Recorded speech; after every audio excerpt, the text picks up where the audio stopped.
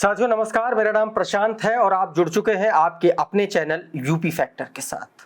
साथियों, bulldozer action पर supreme court के बड़े फैसले के बाद, बड़े बयान के बाद, बड़े कड़े शब्दों के बाद, बड़ी अहम टिप्पणी के बाद समाजवादी पार्टी अब सीधे तौर पर भारतीय जनता पार्टी की सरकारों पर जो है हमलावर हो गई है। साथियों, आज के इस वीडियो में समाजवादी पार्टी ने क्या कुछ कहा है ये बताऊंगा, सुप्रीम कोर्ट के उस फैसले पर और भारतीय जनता पार्टी की सरकारों पर क्या कुछ कहा है।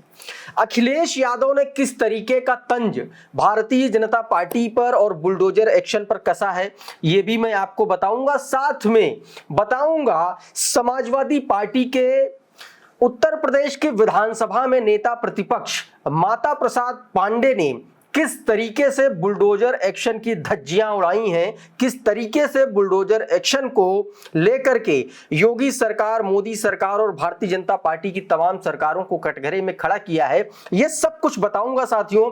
लेकिन उससे पहले सुप्रीम कोर्ट की 2 जजों की उस पीठ का बहुत महत्वपूर्ण फैसला जिसमें क्या कुछ कहा गया है वो मैं आप लोगों को बताने और समझाने की साथियों कोशिश करूंगा। तो कल साथियों यानी कि 2 सितंबर को सुप्रीम कोर्ट में जमीयत उलेमाए हिंद की ओर से एक पिटीशन दायर की गई। ये पिटीशन पूरे देश की जो हाल फिलहाल में घटी तमाम बड़ी बुलडोजर एक्शन की जो घटनाएं हैं उसके खिलाफ, और उसमें यह कहा गया कि ये सरकारें पक्षपातपूर्ण तरीके से टारगेट करके एक समुदाय विशेष पर, उनके घरों पर बुलडोजर चला रही हैं।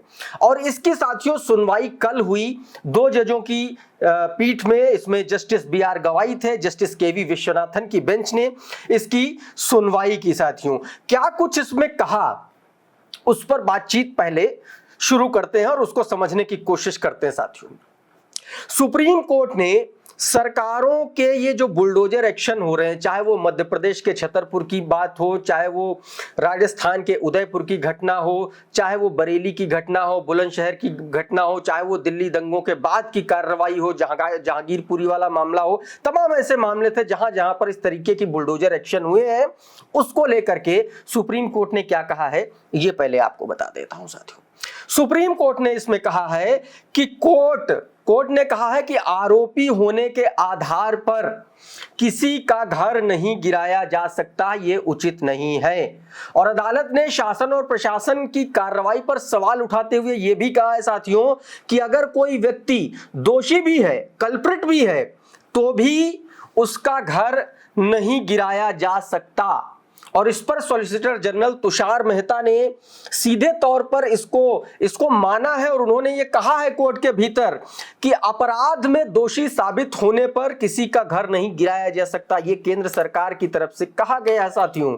तो अब उसको लेकर के, हालांकि यहां पर सॉलिसिटर तुषार मेहता ने यह भी कहा कि ये जो एक्शन हुए हैं ये म्युनिसिपल कानूनों के तहत हुए हैं, अतिक्रमण को लेकर के हुए और इसकी अग्रिम नोटिस पहले ही दी जा चुकी है। साथियों, अब जमीयत उलेमाए हिंद ने क्या कुछ कहा था इसको लेकर के बात कर लेते। क्या उन्होंने अपनी याचिका में कहा था? जमीयत उलेमाए हिंद ने अपनी याचिका में दाखिल करते हुए यह कहा था कि सरकारों द्वारा आरोपियों को घरों पर मनमाने ढंग से बुलडोजर चलाने पर रोक लगाने की मांग की गई थी। याचिका में उत्तर प्रदेश, मध्य प्रदेश, राजस्थान में हुई हाल फिलहाल की घटनाओं का जिक्र किया गया था साथियों। और इसको लेकर के जमीयत उलेमाए हिंद ने अपनी तरफ से जो वरिष्ठ वकील हैं दुष्यंत दवे, इन्होंने ये याचिका दाखिल की थी और इन्होंने तमाम सारे मुद्दों को लेकर के अपनी बात रखी थी। अब इस पर कोर्ट सरकार ने ये तो कह दिया और इसको लेकर के सुप्रीम कोर्ट ने सुझाव भी मांगे हैं। सुप्रीम कोर्ट ने कहा है कि अगर अवैध संरचना है या अवैध निर्माण है तो इसका सपोर्ट उसका सपोर्ट सुप्रीम कोर्ट नहीं करता है। सुप्रीम कोर्ट अगर उसके खिलाफ कार्रवाई हो रही है तो होनी चाहिए। लेकिन कोर्ट ने यह भी कहा है कि जो जितने भी सारे पक्ष हैं इनसे सुझाव मांगे और कहा है कि पूरे देश में जो भी इस तरीके की संपत्तियां हैं इनके ध्वस्तीकरण को लेकर के उचित दिशा निर्देश जल्दी ही जारी किए जाएं। ये साथियों हाल ही में मैं आपको बता दूं कि कहां कहां बुलडोजर एक्शन हुए। मध्य प्रदेश में हुआ, आप देखिए 2 करोड़ की पूरी कोठी ढहा दी गई मुसलमान व्यक्ति की। और इसके अलावा आप देखिए असम में तमाम सारे इस तरीके की घटनाएं हुई। गुजरात, मध्य प्रदेश में, उत्तर प्रदेश में तो आए दिन इस तरीके से होता है साथियों। आपको मैं बता दूं साथियों 128 ऐसी इमारतें हैं। 2024 की जो एमनेस्टी इंटरनेशनल की रिपोर्ट है उसके हिसाब से अप्रैल 2022 से लेकर के जून 2023 तक दिल्ली, असम, गुजरात, मध्य प्रदेश और उत्तर प्रदेश में सांप्रदायिक हिंसा के बाद 128 संपत्तियों पर बुलडोजर चला है साथियों। आप ये देखिए मध्य प्रदेश में कैसे 2 करोड़ की कोठी पर बुलडोजर चला, कैसे उदयपुर में 15 साल के बच्चा जिसने वो क्राइम किया, जिसने वो अपराध किया और उस अपराध की सजा उस मकान मालिक को मिली जिस मकान मालिक ने उनको किराए पर रखा था साथियों। तो इस तरीके की चीजें चल रही हैं साथियों। अब इसको लेकर के क्या कुछ अखिलेश यादव ने कहा है वो मैं आपको बता देता हूं। ये देखिए अखिलेश यादव ने सीधे तौर पर बुलडोजर एक्शन पर तंज कसते हुए ट्वीट किया है। अखिलेश यादव ने कहा है कि अन्याय के बुलडोजर से बड़ा होता है न्याय का तराजू। सीधे तौर पर सुप्रीम कोर्ट की लाइव लॉ की जो फोटो है वो उन्होंने ट्वीट करते हुए यहां पर अपना बयान दिया है और अपने तरीके से इसका विरोध दर्ज कराया है साथियों। इस मामले पर अखिलेश यादव के बाद समाजवादी पार्टी के नेता प्रतिपक्ष और वरिष्ठ समाजवादी पार्टी नेता माता प्रसाद पांडे का क्या कुछ कहना है आप लोगों को सुनवाते हैं, सुनिए जरा।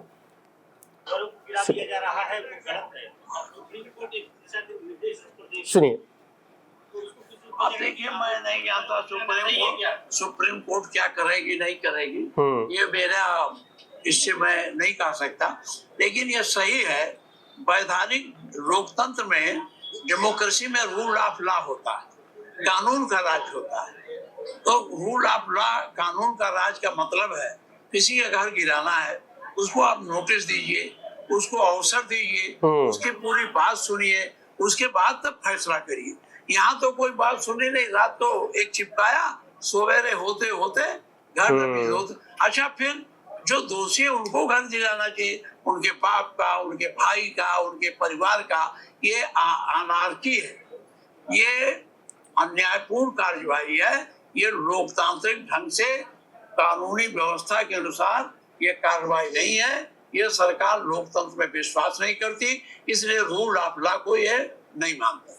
सीधे तौर पर कहा जा रहा है, माता प्रसाद पांडे ने कह दिया कि ये सरकार रूल ऑफ लॉ को नहीं मानती, भारत के संविधान को नहीं मानती, संसदीय व्यवस्था पर इसका विश्वास नहीं है, न्याय प्रणाली पर इसका विश्वास नहीं है, अनार्की कर रही है। वो सीधे तौर पर भारतीय जनता पार्टी की सरकारों पर हमला बोला साथियों। तो आज के इस वीडियो में फिलहाल इतना ही। हमारा ये वीडियो आपको कैसा लगा, हमारा विश्लेषण कैसा लगा, आप हमें कमेंट बॉक्स में जरूर बताइए। इस खबर में दी गई जानकारी कैसी लगी ये भी बताइए। आपका अगर कोई सुझाव है तो वो भी जरूर लिख भेजिए। और अगर ये वीडियो आपको अच्छा लगा, हमारा कंटेंट अच्छा लगा, तो इसको लाइक कर दीजिए और इसको शेयर भी कर दीजिए ताकि और भी साथियों तक ये वीडियो पहुंच सके।